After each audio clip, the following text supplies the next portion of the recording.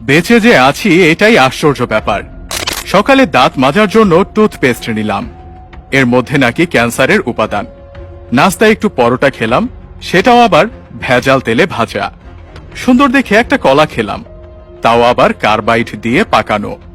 চাঙা হওয়ার জন্য এক মগ কফি নিলাম, সেটাই নাকি কফির গুঁড়ো কম, তেঁতুল বীজের গুঁড়ো বেশি।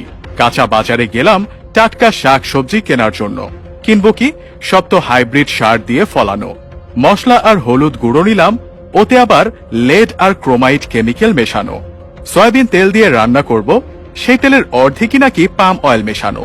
মাছ মুরগি খাবো, কিন্তু সেগুলোকে ভেজাল পোল্ট্রি ফিড খাইয়ে বড় করা হয়। গরমের দিনে একটু তরমুজ খেতে মন চাইলো, সেটা নাকি পটাশিয়াম পারম্যাঙ্গানেট দিয়ে লাল করা। বাচ্চাকে আমলিচু খাওয়াবেন, ওগুলোও তো আবার ফরমালিন দেয়া। একটু মিষ্টি খেতে মন চাইলো, জিলাপি নিলাম, সেটা নাকি পোড়া মোবিল দিয়ে মচমচে করা। ইফতারে গলা ভেজাতে শরবত খাবো, তাতে মেশানো হয়েছে ক্ষতিকর রং আর কেমিক্যাল। খেজুর কিনলাম, চড়া দাম নিয়ে ধরিয়ে দিল 3 নম্বরই খেজুর। ইফতারে মজা করে মুড়ি মাখানো খাবো, সেই মুড়ি ইউরিয়া দিয়ে ফোলানো। সরিষার তেল দিয়ে মাখিয়ে খাবো ভেবেছিলাম, সেই তেলেও তো ভেজাল। সুন্দর দেখে বড় বড় পেঁয়াজু কিনেছিলাম, খেয়ে মনে হলো বড়া খাচ্ছি।